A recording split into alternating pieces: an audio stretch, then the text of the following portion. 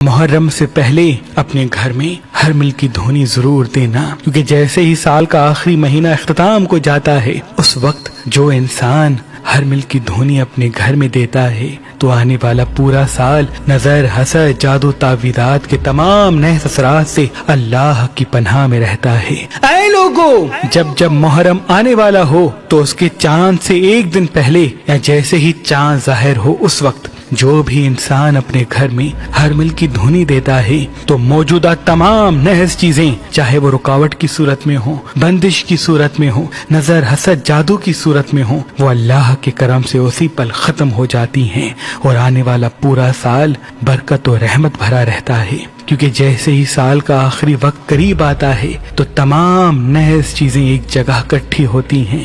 اور اس وقت جو بھی انسان ہر مل کی دھونی دیتا ہے تو وہ نحست گھر سے باہر نکل جاتی ہے اور یوں گھر میں امن و محبت، برکت مسلسل پورا سال قائم رہتی ہے۔